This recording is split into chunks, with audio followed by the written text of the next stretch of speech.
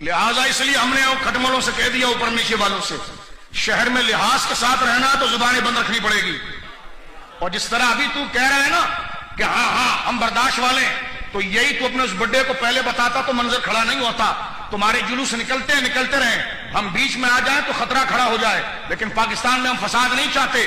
تم اگر صحابہ کو گالی نہ دیتے ہم سامنے نہ آتے. کہتے ہم صحابی نہیں مانتے. میں نے کہا میں تیرے کو مسلمان نہیں مانتا. یہ کیا بکواس ہے کہ آپ صحابی نہیں مانتے؟ وہ تیرے کہنے کے محتاج ہے. تو اہل بیت کا نام لے کر تم نے اہل بیت کو مارا ہے. امام حسین کو تم نے مارا، امام حسن کو تم نے مارا، آج تک ان کے پورے نظام کو تم نے برباد کیا. تو توجہ کیجیے میرے دوستو بزرگوں، اگر تم صحابی نہیں مانتے ان شخصیت کو تو کیا نہیں مانتے تو کیا گالی دیں گے؟ میں تیرے مولوی کو نہیں مانتا تو آج تیری ماں بہن شروع کروں، میں کر سکتا ہوں؟ یہ کوئی طریقہ ہے؟ کہ لگے کیوں گالی دے؟ میں نے کہا اس لیے کہ میں تجھے مانتا نہیں. تو نہیں مانتا تو گالی دیں گے آپ؟ غور کر رہے ہو؟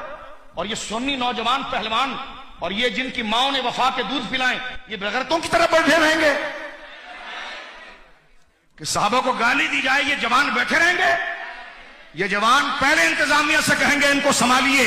نہیں سنبھالتے تو انشاءاللہ علاج کرنا سنی کو آتا ہے. الحمدللہ ہم مظلوم ہیں، ہم پر ظلم کیا گیا. کیا ہمیں صدا لگانے کی بھی آواز نہیں؟ کہ اپنا زخم بتانے کی بھی آواز نہیں؟ اپنا درد بیان کرنے کی بھی آواز نہیں؟